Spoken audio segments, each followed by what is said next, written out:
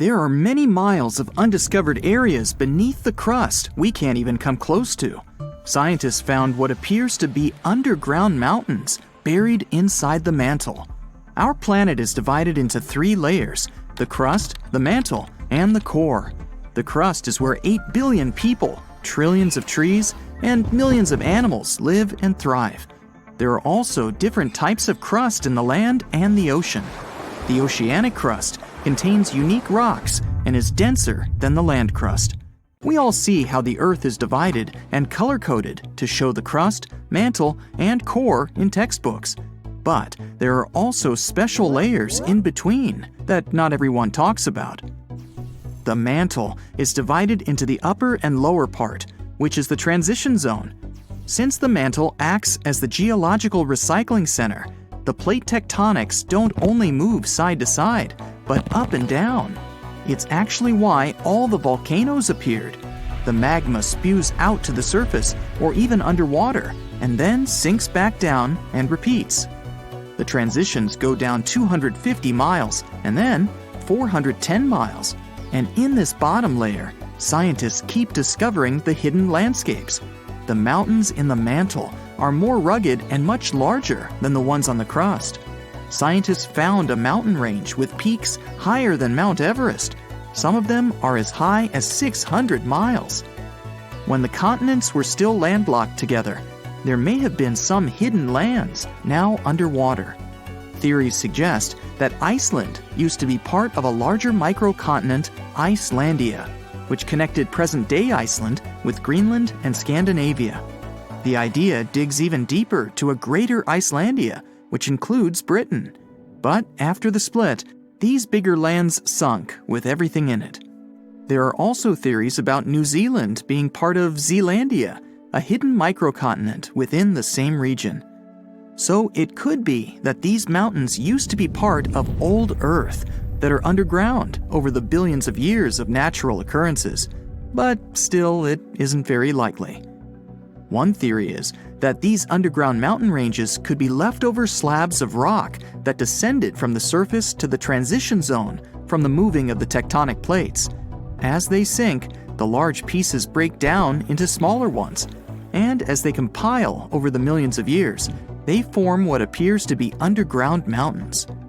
Since the mantle is the geologic recycling zone, it's likely that the rocks down there used to be part of the surface. They weren't large pieces of land that got hidden, just like dogs hide bones in the garden, but it takes way more time to hide mountains. Some parts of the mantle appear to be smooth, while others aren't so much. The parts that have a cluster of rocks could contain hidden elements in the underground mountains. The smoother parts don't have much seismic or volcanic activity, while the rough parts do. The best way to study those underground landscapes is to wait for an earthquake or a volcano eruption to happen. Seismologists can observe the Earth's interior with special scanners, just like doctors use ultrasound to examine a patient. They can even see minor details and not huge chunks of rocks. A strong enough earthquake can send shock waves to the Earth's interior, even through the core and back up to the surface. Depending on where they occur, seismologists can observe and study the intensity of the waves as they move back and forth. On smooth rocks, the waves can travel in a straight line, but once they reach a rough area, the waves tend to scatter. The temperature and composition of the materials can make the waves move faster or slower. But this info isn't exactly accurate and won't contribute a lot to the actual data of the underground mountains. So by analyzing the scattered waves on ships and utilizing the Earth's magnetic field, scientists can figure out everything they need to know. But these studies are only good enough to figure out the interior in today's state, not how the Earth changed over the past 4.5 billion years. However, scientists are certain that mantle material still dates back to the beginning of Earth's original formation. The question, why not just dig a hole to the center of the Earth and see what's going on down there, might seem logical. The deepest hole humans have dug so far is the Kola Deep borehole in the Russian Arctic that goes more than 40,000 feet deep. The locals claim they can actually hear screaming coming from below. It took almost 20 years to drill as far as they went. but it's literally merely scratching the surface of what's underneath. They dug about 1/3 of the crust, which is only 0.2% to the center of the Earth. Getting there is beyond us, just like trying to reach the sun. No human can handle the amount of pressure down there. Going down the Mariana Trench, the Earth's deepest point, requires special gear to withstand all the immense pressure. It'll cost a fortune to build that tech to get us to the center of our planet. Evidence of diamonds buried deep in Brazil shows that everything we do on the crust's surface can affect things miles below, even towards the mantle. Scientists dug up 6 diamonds that could hold tiny mineral grains. As they're called in the mineral world, these inclusions have a chemistry composition where they originated deep in the Earth.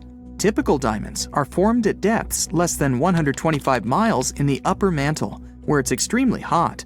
The high pressure and boiling temperature down crystallizes carbon and creates diamonds. But humans can't dig all the way down there. They mine them by detecting where a deep volcanic eruption happened that expelled these diamonds to the surface. These eruptions occurred millions of years ago, when dinosaurs used to rule the Earth. They shot out the diamonds that were in the mantle and are now embedded within the cooled down volcanic material. That's where people mine them. But these special diamonds found in Brazil originated from a much deeper point than usual, which can further help scientists study the depths of the Earth. They can extract these inclusions and analyze them in a lab to tell where exactly these minerals come from. In the lab, scientists study inclusions, each just 15 to 40 microns wide, less than a quarter width of a human hair.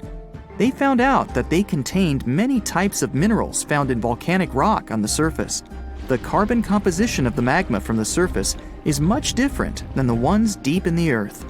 What's crazy is that these diamonds with special inclusions can only be found 435 miles in the lower mantle. With only a few samples of them found, we don't know what else lies beneath us. It's possible that those mountain ranges underground, taller than Mount Everest, can have traces of diamonds all around, which would prompt excavators to dig them up and saturate the market with them. These diamonds are less flawed than the usual ones and might even come in many sizes.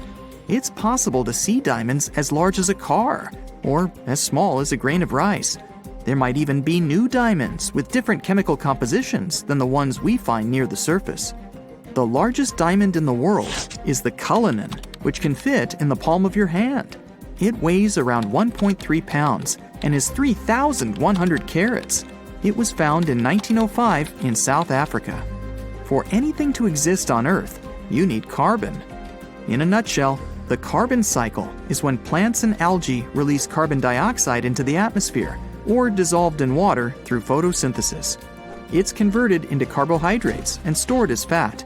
Later on, carbon dioxide is released into the atmosphere through breathing, which the plants benefit from, and the cycle goes on. Scientists claim that there might even be a carbon cycle in Earth's interior. The oceanic crust has a lot of carbon sediment that could mix with the upper and lower mantle layer.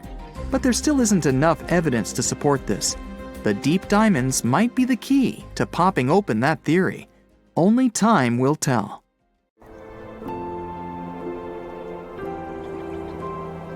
Have you ever wondered why mountains seem so still and silent? Well, prepare to be amazed because these majestic landforms have some hidden talents. You see, mountains are actually quite the performers. They have their own unique songs and dance routines. What does it mean and how does it work? Well, let's see. Get ready for a chilling revelation. Mount Everest has a secret nighttime symphony, and this mysterious music will send shivers down your spine. When darkness falls over the Himalayas, a strange, eerie chorus echoes through the glaciers surrounding the majestic peak. A team of researchers embarked on a quest to unravel the mystery. Led by the glaciologist Evgeny Podolsky, they trekked through the freezing temperatures of the Nepalese Himalayas. Their goal? To uncover the source of these hair-raising noises. The team was amazed by the incredible size and beauty of Mount Everest. During the day, the weather was nice and they could work comfortably. However, when night came, it became extremely cold, reaching temperatures as low as -5 degrees Fahrenheit. At that moment, something interesting happened. The ice on the mountain started to break apart and make loud booming sounds that echoed through the valley. To solve the mystery, the team used advanced technology that is typically used to measure earthquakes. They placed sensors on the surface of the glacier and listened to the vibrations it created. They also looked at information about temperature and wind.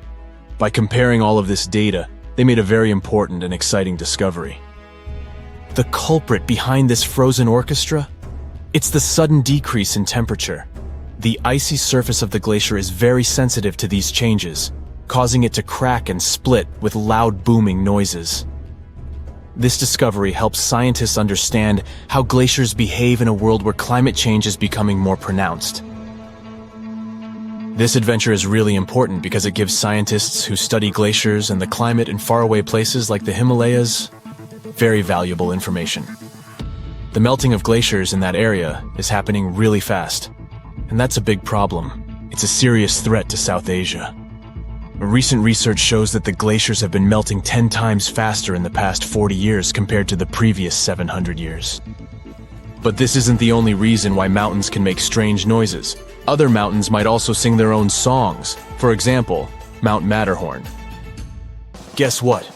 Everything around us has its own special rhythm. Objects vibrate at certain frequencies because of their shape and what they're made of. You've probably seen it before with tuning forks and wine glasses. When they're hit with the right frequency, they start shaking and making sounds. But here's something cool. Even mountains have their own groove. They vibrate in their own unique way. Jeffrey Moore and his team of adventurous scientists wanted to find out if mountains can dance to their own music, just like bridges and tall buildings. They thought that the special shapes of mountains might make them vibrate at certain frequencies, which is called resonance.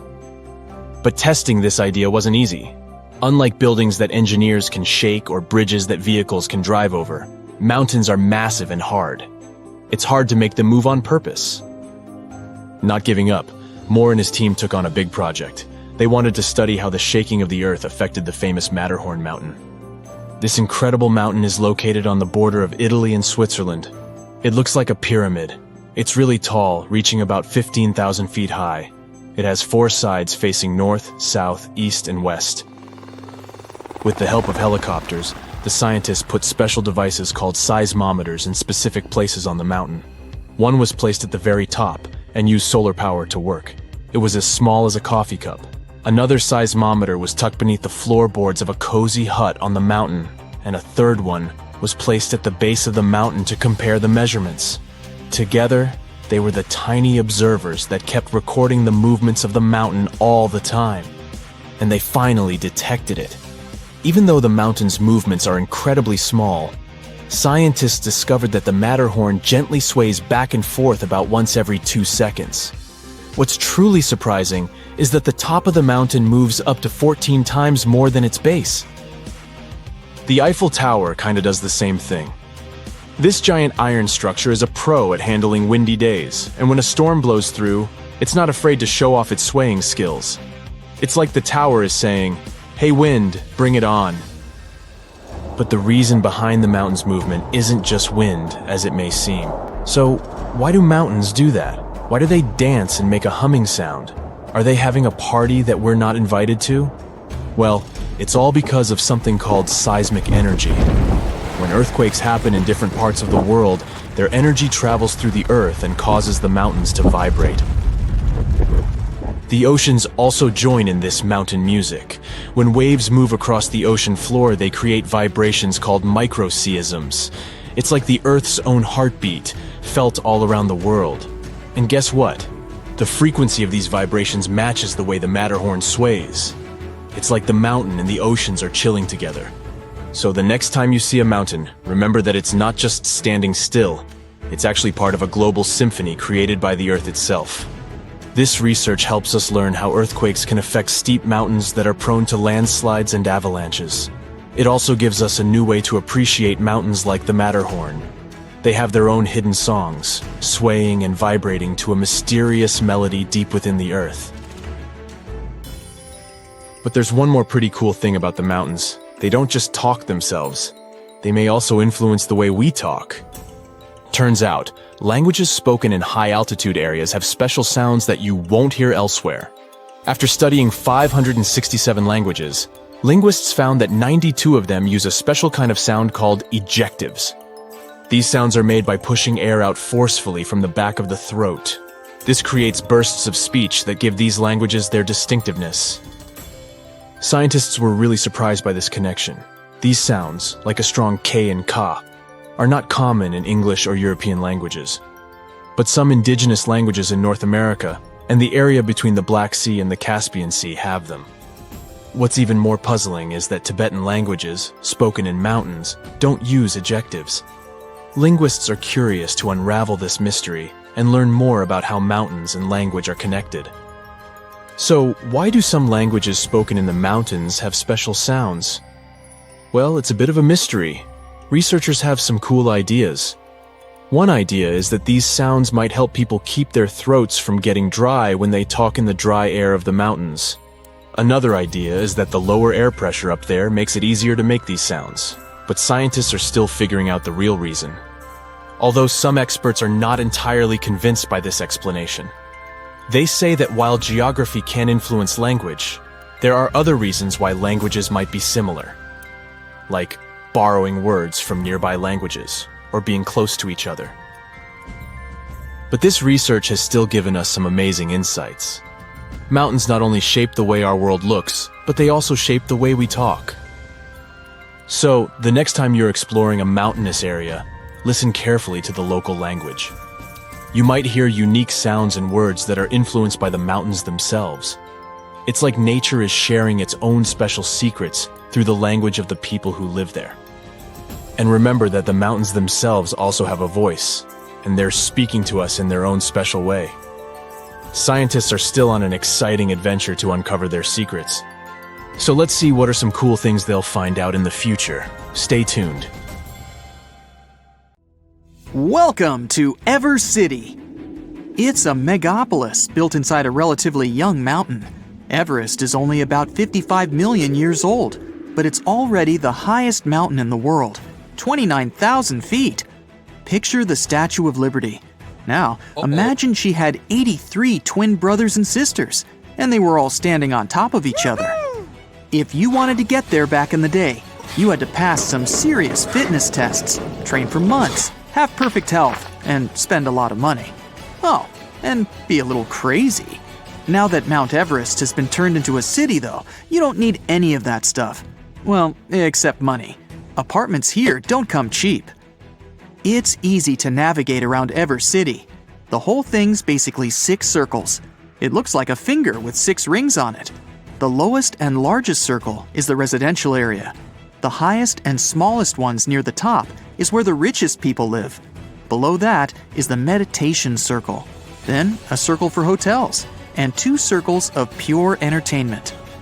Ever City isn't built like an ordinary city. You won't find tall houses or 6-lane highways here. Almost all buildings are built inside the mountain. At first, people were building ordinary houses, but strong icy winds and avalanches kept knocking them down. Then, engineers decided to build houses inside the mountain. They're connected by underground tunnels. From the inside, the mountain looks like a system of labyrinths. The entrance to Ever City is located at the foot of the mountain. Every day, hundreds of thousands of cars enter and leave the city. There's no factories or power stations inside. Electricity, gas, food, everything comes from the outside world. That's why all the stuff in Ever City's so insanely expensive. People want to keep the mountain covered in snow. That's another reason why there's no factories and stuff. There's almost no heating in the houses. People live here like they do in those ice hotels. But you don't need to go around wearing a bunch of layers.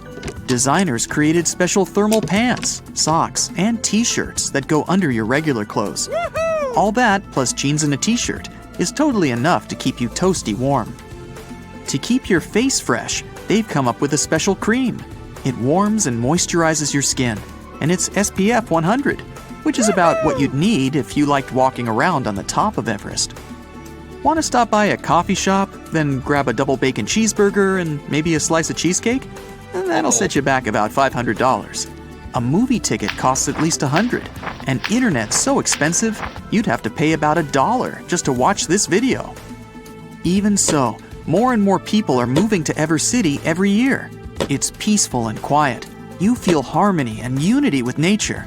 There's also a world-famous meditation center on its own special circle. People from all over the world come here to get their body and mind back into harmony. But the greatest draw is that you can visit the summit whenever you want, like it's your daily walk in the park. Before Evercity, conquering this mountain was extremely dangerous. There's 3 times less oxygen up there than in almost any other city. If your body doesn't get enough oxygen, you can find yourself in big problems. Climbers used to take oxygen tanks with them, which slowed them down and made everything more complicated.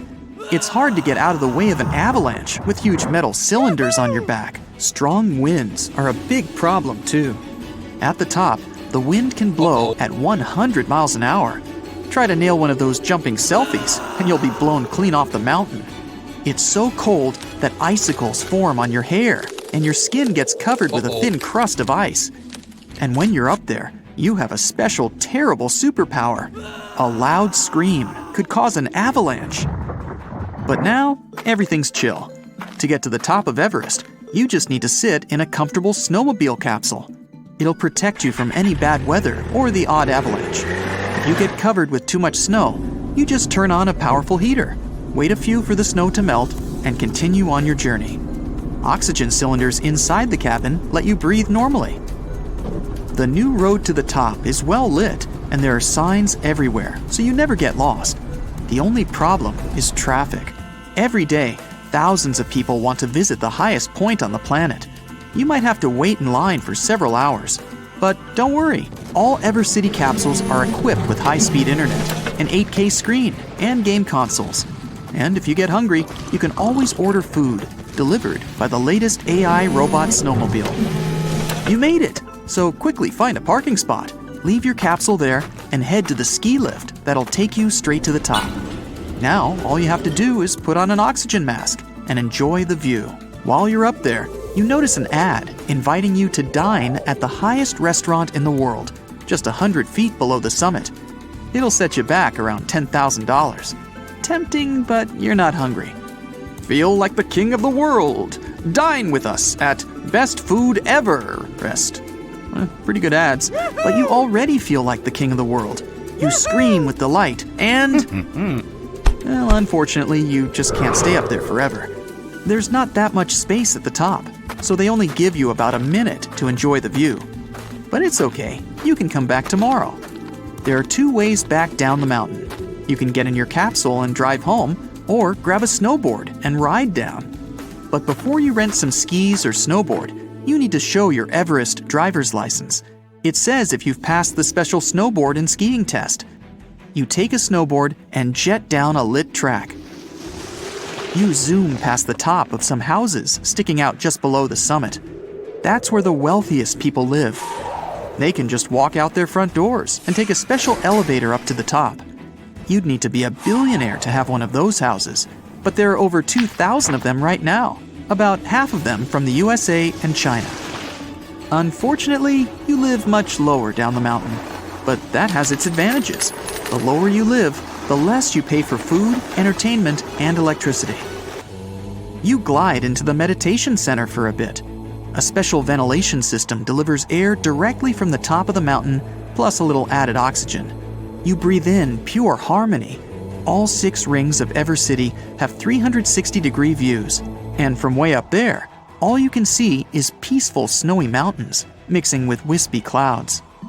After meditation, you head down to the entertainment rings. They've got it all: coffee shops, any meal you can think of, shows, bowling, arcades, even an ice skating rink that's half inside, half outside the mountain. There are different gyms, but they all have one thing in common: sun baths. You lie down in a hammock or bed, and curtains slide apart above your head. The sun shines through the sealed windows, and you get a full dose of the purest sunlight on Earth. Just 5 minutes, and you're ready for the rest of your day. If you don't want to go outside anymore, you can get home through the tunnels. They're not dark and cold, if that's what you're thinking. Evercity tunnels look like ice caves, lit up by hundreds of lights. It feels like a snowy fairy tale. After a short walk, you get to your apartment. It's compact, but cozy. To save money on electricity, you chose to go without a fridge. No problem, you keep your food in a little box just outside your window. The snow will keep it cold. With the help of a heating and filtration system, you get all the water you need from the millions of tons of snow on Everest. It's the cleanest water around. In the evening, you go down and watch a movie. There's an outdoor cinema at the foot of the mountain. At night, a huge machine projects movies directly onto the snowy surface of Everest. You watch the movie in capsules, either alone or in groups, kind of like a drive-in. Come on over! Visit Evercity any time of the year. In 1928, Gloria Farley was a young girl with a big passion for exploration. She grew up in the town of Heavener, Oklahoma, and loved to visit local parks. One day, she found a weird-looking stone that had some bizarre symbols on it. Her fascination with the mysterious writings continued to grow. So, 2 decades later, she returned to study them and made a whole career out of it. See these weird drawings that Gloria stumbled upon back then? They're officially called runes, and they were a system of writing used by Vikings, an ancient Scandinavian people. The word rune itself translates to secret word or secret letter. Runes were made up of different symbols, each representing a different sound or concept. These symbols were carved into stone or wood and were often used for inscriptions and messages.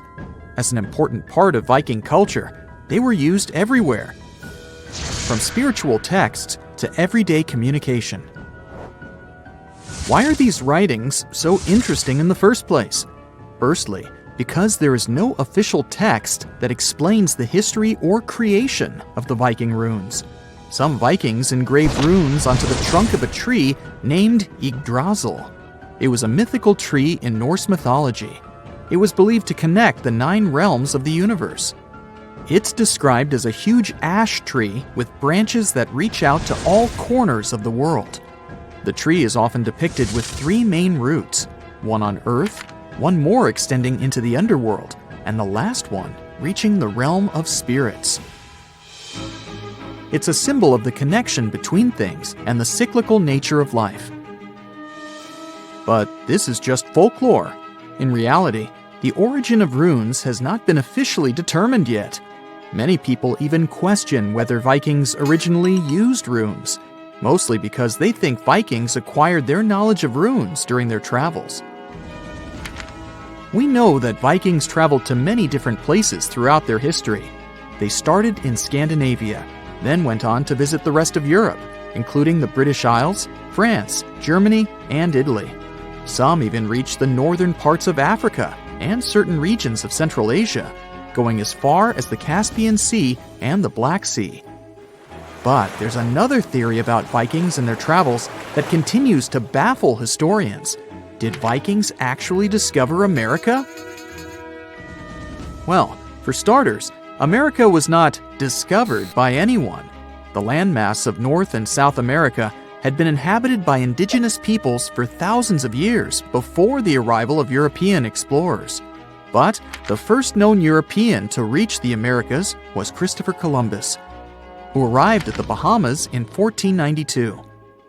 So, why do some people believe Vikings might have gotten there first?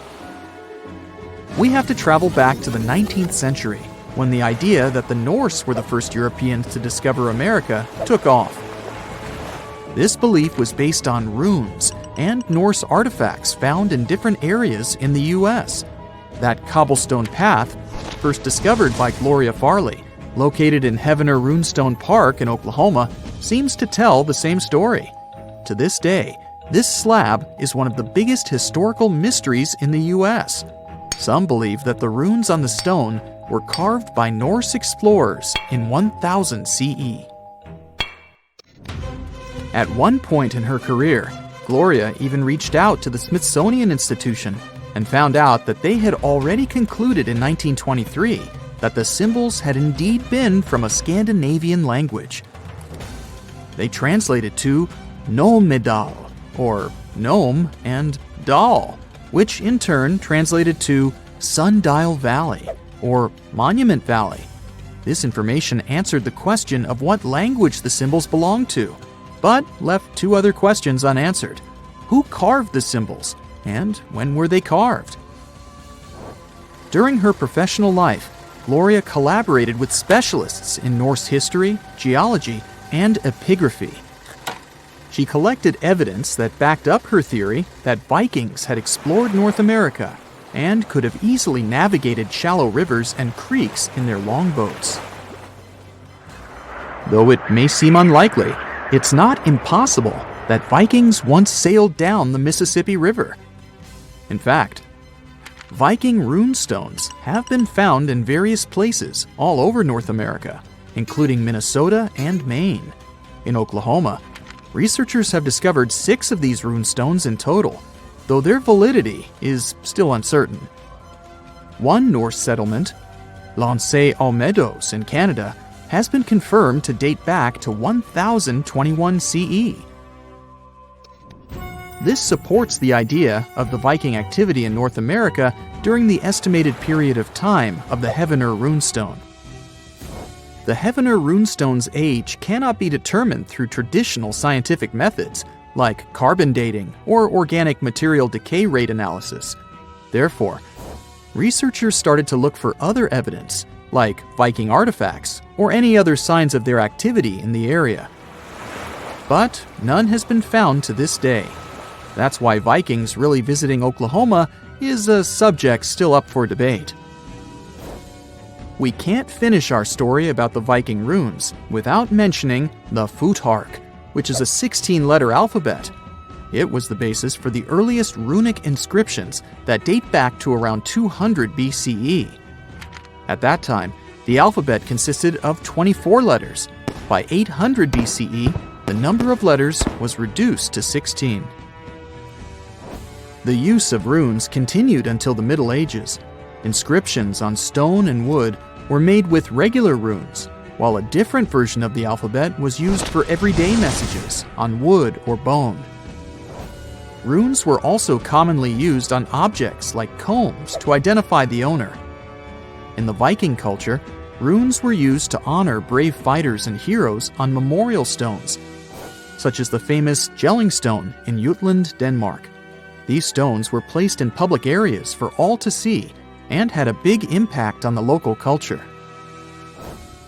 Runes weren't the only interesting part of the Viking heritage. Contrary to popular belief, Vikings were actually known for their cleanliness. Excavations of Viking sites have revealed that they had access to grooming tools such as tweezers, razors, combs, and ear cleaners. Additionally, they were known to bathe regularly, often taking advantage of natural hot springs for their hygiene routine. This was in stark contrast to the hygiene habits of other Europeans at the time. They also had a knack for winter sports, which is not surprising given the Scandinavian weather. At least 6,000 years ago, Scandinavians created primitive skis, though it's believed that Asians may have invented them earlier. During the Viking Age, Norse people used skis for transportation, and also for fun. They even had a spirit protector of skiing named Ullr, who was revered by Vikings. Vikings even had their own beauty standards, which were very important to them. Viking men who were not naturally blonde would use a strong soap with a high lye content to lighten their hair and conform to their culture's beauty standards. In some cases, beards were also lightened. These treatments may have also helped with another delicate issue of the time, that of head lice. Vikings were also known for their powerful ships, which were crucial to their expansion strategy. Their most commonly used boats were longboats, which could carry up to 60 people and were designed for easy docking and departure. Viking ships were typically made of wood, with the hull constructed using overlapping planks held together by iron rivets. The ships were powered by both sails and oars, and were often decorated with intricate carvings and animal figureheads. The reasons behind Vikings traveling almost everywhere in the world are not well understood. One theory suggests that their raiding trips were a result of limited opportunities in Scandinavia, including a lack of farmland and the practice of fathers leaving all their property to their oldest son. This left younger sons with no inheritance and no chance of finding land on their own, making them go on Viking explorations. Another theory is that there was an imbalance in the population of Scandinavia, with too many men and not enough women. This may have led Vikings to not only go searching for foreign treasures, but also to attract women as wives during their travels. It was 29,002 feet in 1954. 22 years later, it grew by 27 feet. In 1999, the top was 7 feet higher. In 2020, it was 3 feet less than that. What gives? Mount Everest is still the tallest mountain in the world, even though its height is constantly changing. It had been measured for the first time long before anyone even climbed it. In the 19th century, there used to be this thing called a theodolite, the grandfather of mechanisms engineers and land surveyors use today. It measured the angles between two horizontal points. After that, it would go with basic trigonometry to measure where the third point is and how distant it is. That's how mountains are measured. It was complicated because people who measured it had to know where sea level is. Now, there's no sea near the Himalayas, which is why surveyors had to walk all the way from the Bay of Bengal to do the measuring. Others who tried to measure Everest later got similar results, but never the same. Sea level is constantly going up or down because of changes happening on Earth, so it's not easy to be that precise. Mount Everest is part of the Himalayan mountains, and the whole chain is getting taller by around 1/5 of an inch a year. The tectonic collision that created the Himalayas in the first place started 50 million years ago, and it's still going on. That causes growth, but also brings earthquakes that are in charge of reducing its height. So the information from older geography books may not be accurate these days. Mount Everest is the tallest mountain, but only compared to those measured above sea level. There's Mauna Kea volcano in Hawaii, and if you measure from its underwater base, it's 4,000 feet taller than Everest. Antarctica actually has several time zones, 9 of them to be precise. The Great Wall of China. Nope, it can't be seen from space. Sure, sometimes you can identify it when in lower Earth orbit, but at these heights, you can see many structures built by civilization. For example, the Great Pyramids of Giza. When on the moon, you can see some green vegetation and a beautiful, mostly white sphere, lots of blue, and patches of yellow. Gulp. Oh no, you swallowed a gum accidentally. No worries, your body won't need 7 years to digest it. It's a myth our parents told us to stop us from swallowing gums. Your body can't digest the ingredients found in gums, so it'll simply move it along. You don't swallow 8 spiders a year while sleeping. Spiders, luckily, don't care about humans, and they don't have any prey or something else that might interest them in your bed. They see you as some kind of a big rock. The air coming from your mouth is creating vibrations that will stop them from trying to get into your mouth. A popular story that famous physicist Albert Einstein failed math in school isn't exactly true. He failed in botany, zoology, and language sections at an entrance exam to a school in Zurich. He was always great at math. Boy, I sure wasn't. It never added up for me. Humans and dinosaurs never really coexisted. They missed each other by over 60 million years. Oil won't prevent pasta from sticking. If you like adding oil, feel free to, but it will only make pasta greasier. Stir it to stop it from clumping. You only use 10% of your brain, or not. You never use 100% of your brain all at once, but you use every region almost every day. Your brain needs to work at full capacity all the time because that's something that keeps you alive. Bananas don't grow on trees. They are big herbs that resemble trees. Pineapples grow from the center of a leafy plant that's on the ground. Goldfish may not be the smartest animal ever, but their memory is longer than 3 seconds. It's up to 3 months, which isn't a lot, but enough for it to remember your 3 wishes. Shaving won't thicken your hair. It'll grow the same as it was. You may only think it's darker or coarser because the hair will grow back with a blunt tip.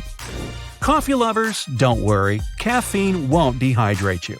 It does have a diuretic effect, but still, the amount of water in your coffee has the opposite effect, so you're good. You won't damage your eyes if you're too close to the TV screen. That blue light coming from it causes strain in your eyes, but it's a temporary condition. Dogs see more than black and white. They can't see the full color spectrum as humans do, but the world is not a couple of shades of gray for them. They have around 20 to 40% of visual acuity humans have, so distant things may be pretty blurry for pups. But they see better in dimmer light and can detect motions or any kind of movements way better than you do, especially when the delivery guy is approaching the front door. Bees aren't only attracted to yellow out of all shades, they also see colors a little bit different than humans. They recognize only lighter ones, such as green or yellow. All darker colors look black to them. That's why they're more likely to go for flowers with light colors and clothes of the same tones. If you're wearing a green t-shirt, you might look like a flower to them. Almost all creatures on Earth have a limited lifespan. One species of jellyfish is immortal. It matures, but at one point it simply reverts back to the juvenile polyp stage. That cycle of phases is endless. There are many types of berries, but a strawberry is not one of them. Scientists define berry as a plant with 3 distinct layers. There's an outer skin, a fleshy middle, and internal seeds. That means watermelon, grapes, and eggplants are technically berries. Polar bears aren't really white. They have black skin, and their fur is clear and hollow. They only look white because light hits their fur and stays trapped inside of that hollow part of a particular hair. That causes something called luminescence. With all that, salt particles stick to their fur and then start scattering light. If you set a chameleon on a yellow surface, it'll turn yellow. If you set it on a red one, it'll turn red. In fact, chameleons don't change their own color to adjust to the color of their surrounding. Their mood, the amount of light, and temperature makes them change color. So when you see a bright yellow chameleon, it might be angry. Giraffes have the same number of neck vertebrae as you do. An average human neck is only 4 inches long, while giraffes usually have a 6-foot neck. But both have 7 bones in their necks. Pirates don't have eye patches to cover an eye that's missing, but to increase their night vision. They had to be aware of everything going on around them. So, many think it's just a dry desert with nothing but sand over there. But research shows there's definitely water on Mars. Scientists found big saltwater lakes under the ice at the planet's south pole. Bats are not blind. Their eyes are small and they don't see that well during the daytime, especially not so sharp and colorful as humans do. But their vision is adapted to different conditions and is excellent during the nighttime, unlike ours. Black holes aren't invisible. A black hole is a very compact and huge object that has an extremely powerful gravitational pull, so strong even light can't avoid it. The swallowing center is something scientists call the event horizon. It's surrounded by a glowing circle made of rock, debris, and space dust, so it can be seen pretty well. Scientists even got the first pictures of it. Despite what the name says, Iceland is not really covered with ice. The coast is ice-free during the entire winter. There are glaciers, but also lots of geysers and active volcanoes. In 2010, one of them woke up and threw up so much ash into the sky, air transport across Europe had to be stopped for a couple of days. Green peas, lentils, peanuts. Wait, peanuts? Yup, that's right. They don't belong to the group of nuts, but legumes. Moon has a dark side. Not quite. The side that's facing away from the Earth is no darker than any other part of its surface. Sunlight equally falls on all of its sides, so it only seems to be dark from our perspective. It was hot in the tropics, a type of heat unknown to the men aboard the Nina, the Pinta, and the Santa Maria ships, led by Italian explorer Christopher Columbus. It had been months since these men left their home cities in Europe, and until then, Europe was all they knew. They were given a difficult and even dangerous task. Spain hired Columbus to find a new western route to Asia. They needed new routes for trading and buying spices, but it was far from a simple job. I mean, crossing the ocean never is. Little did those sailors know that their lives were about to change forever. "Land in sight!" someone must have shouted on board. But when they finally stepped on that new foreign land, they discovered they were not in Asia. They had landed in the Americas. You've probably heard this tale before. Historically speaking, Columbus arrived in the Americas in 1492. But what would have happened if Columbus's ship had faced a lethal storm in the Atlantic Ocean and had never made it to the new land? What would today's history look like? First things first, nobody discovered anything. When we say that the Americas were discovered, we're kind of ignoring the millions of people who already lived there. You see, the Americas were only discovered from Europe's point of view. Columbus would only have discovered something if when he got there, he was faced with acres and acres of empty land. But that was not the case at all. Second, Columbus was not the first explorer to land in the Americas. Believe it or not, the Vikings approached American shores in the 10th century. Their expeditions have been well documented and accepted by scholars. Here's what might have happened. Around the year 1000 CE, Viking explorer Leif Erikson sailed to a place called Vinland. Cute name, huh? It's now a region in Canada called Newfoundland. But his crew didn't stay too long. They arrived to find 10 Native Americans napping under their overturned canoes. They attempted some trade, but I'm guessing the Vikings weren't too friendly and the Americans didn't really like them. The Vikings' account of the encounter shows they felt outnumbered and menaced, so they sailed away back to their land. That makes sense, right? As I said earlier, there were millions of people living in the ginormous continent of the Americas. Any foreigner would be outnumbered there. Now take a look at what North America looked like before our buddy Chris got there. It was not divided into the normal states we're used to. And if Columbus had never arrived, the United States would probably never have been united to begin with. After all, there were hundreds of first Americans living in these lands, and they lived amongst their own tribes, quite different from the Europeans. It's not accurate to think that there were no political systems going on in the Americas before Europeans arrived. We just need to understand that they were different from what we're used to today. When Europeans arrived, they imported their belief systems with them, from religious beliefs and language systems to things as simple as clothing habits. If the Americas had developed on their own, maybe their sense of fashion would be completely different today. You see, Europeans had a developed sense of fashion by the time they arrived in the West. They wore things such as this and this. But those don't really work in the tropics, do they? For them, fashion had to do with showing a certain economic status, while in the Americas, that didn't exist. For Native Americans, clothing was mainly functional and related to the weather. In warmer climates, Native people would wear short-like cloths to cover their intimate parts. They would walk bare-chested and use shoes known as moccasins. Yes, similar to the moccasins you probably own.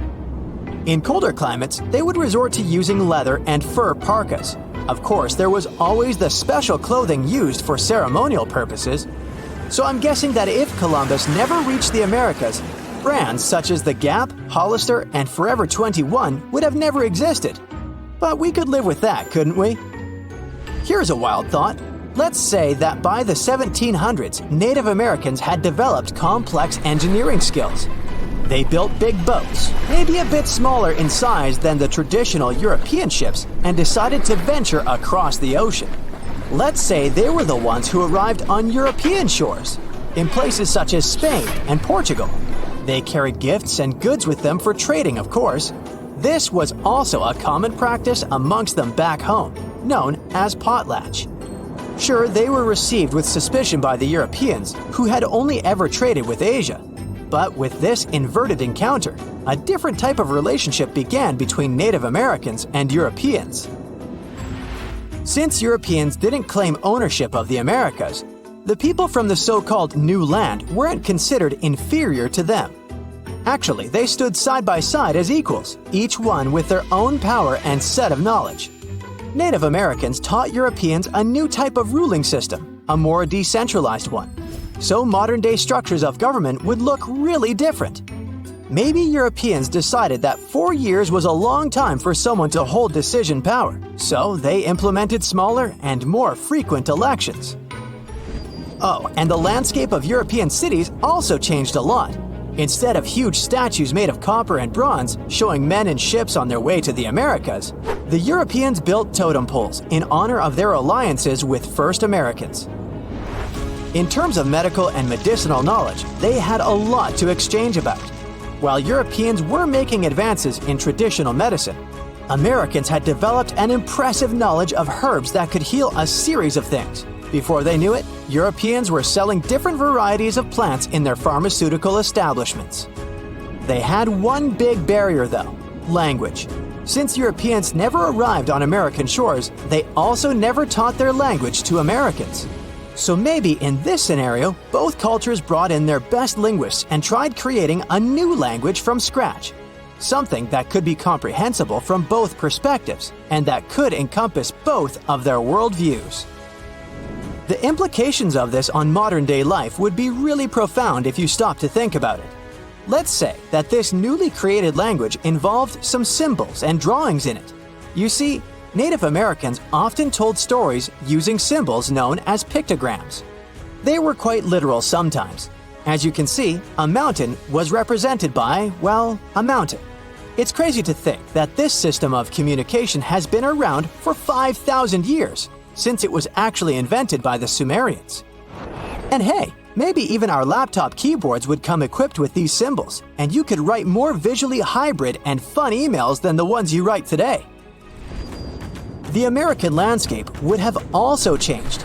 You see, if neither Columbus nor any of the other European dudes that went after him reached the so-called New Land, Central and Latin American cities would look completely different than they do today. Maybe the bustling empires of the time, such as the Inca, the Maya, and the Aztec, would have grown immensely. To be fair, they were already pretty big by the time Europeans got there.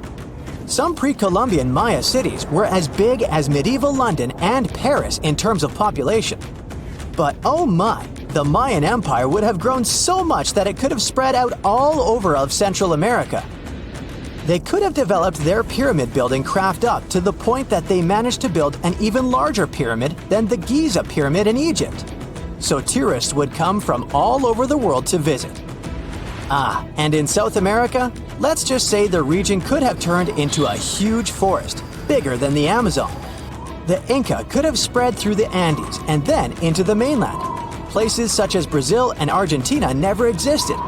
But in their place, there would have been dreamy tropical settlements, which would have become a worldwide reference in sustainable living. Hello, Brightsiders! Do you know what's hidden inside President Lincoln's head or at the Grand Station Terminal in New York? Today, I will reveal secrets about America's best-known landmarks you have never heard of. At the towering granite faces of Mount Rushmore, there's a hidden chamber inside President Lincoln's head, built initially to hold essential documents from US history. The original plan was to create a much larger carving of several vital moments in American history. Unfortunately, it was far too complicated to be completed, and a Hall of Records was chosen instead. The construction stopped for many years with the room left unfinished. However, the project was revived in late 90s and they completed the chamber. The hidden room tells the US's story to future generations, a time capsule of American history. Sadly, tourists can't access the secret room as it's too difficult to reach. Anyone running through the Grand Central Terminal to get to their train on time knows that you work up quite a sweat. Some hidden Manhattanites are also working up a sweat somewhere else at the station. Few commuters realize that the Grand Central Terminal has been home to a tennis club for decades. It mainly serves local sports fans and corporate groups, so most people don't even know it exists. Vanderbilt Tennis Club is located on the station's upper levels and includes a full gymnasium, one full-sized indoor hard court, and even a junior court. While it might seem strange to join, the tennis and fitness club is quite popular among the locals. Most of the Supreme Court building is what you'd expect: courtrooms, offices, and other generally dull workspaces. But that's until you get to the 5th floor. The building has a hidden basketball court, nicknamed the highest court in the land. This court is frequented by many of the building's workers. The room was initially designed as a storage space, but some people started turning it into a makeshift court to practice their tennis game. The trend took off, and eventually it turned into a basketball court we know today. One of the most fascinating things about Niagara Falls is how naturally falling water is used to generate energy. The falls had slowed to a trickle or even stopped because of freezing and ice on several occasions. But a little known secret of the falls is that they can be turned off. And in 1969, the US Army Corps of Engineers did just that. To generate hydroelectric power, engineers developed ways to control the water's flow and fall to get the most out of it. All this water causes lots of erosion, so a facelift was planned. Unfortunately, the plan ended up being a bit of a failure. Meanwhile, this lady is no failure. She's an icon, a symbol of hope, and one of the most recognizable figures in the world. And she wears size 879 shoes.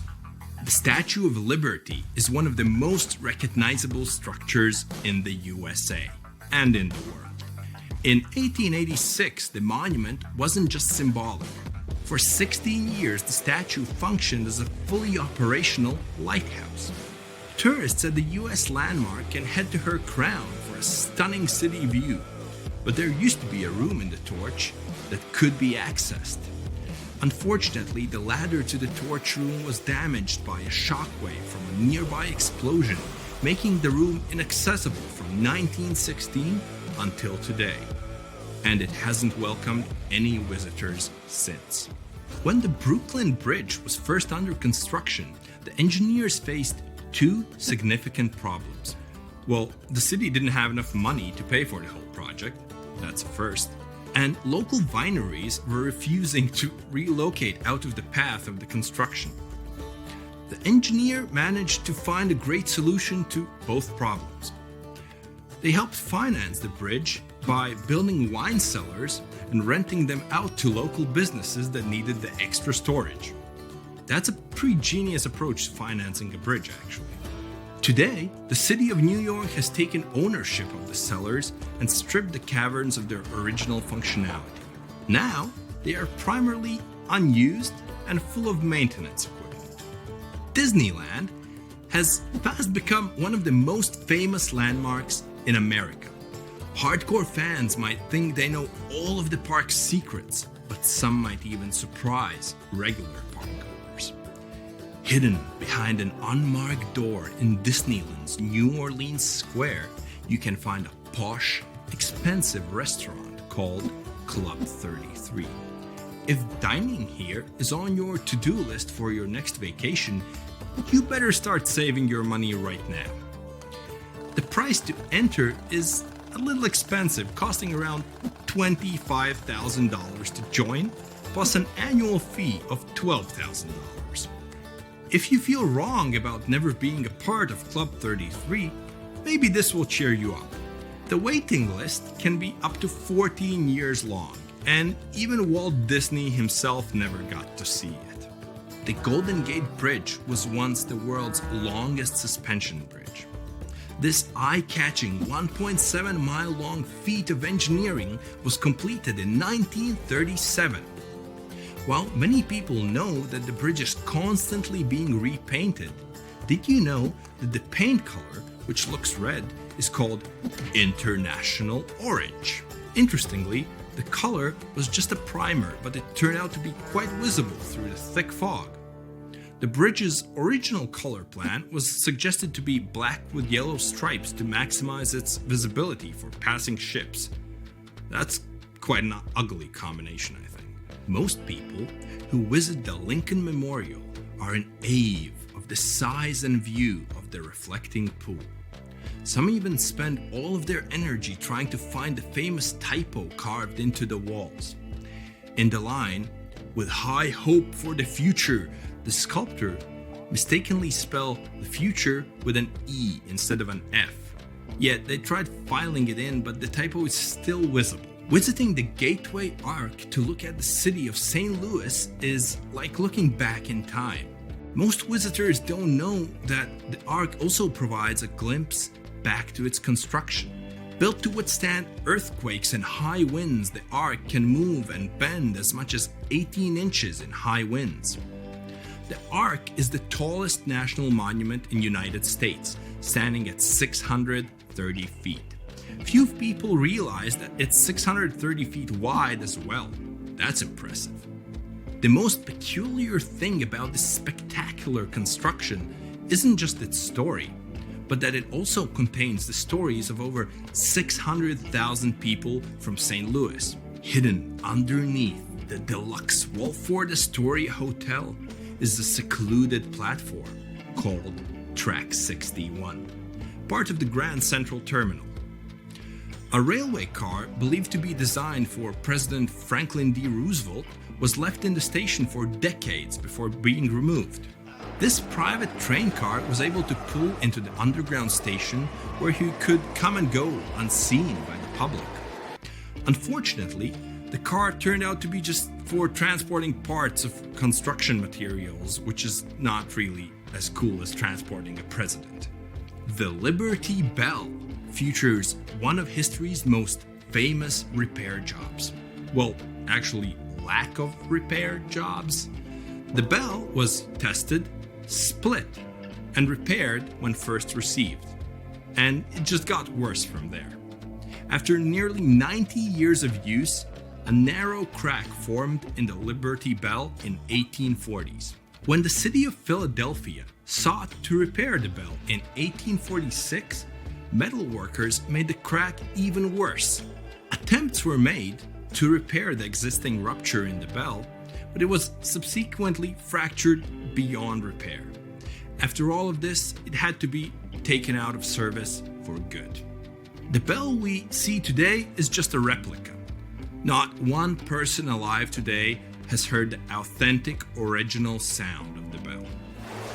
That's all for today, and guys, remember, let's learn something new every day together with Brightside.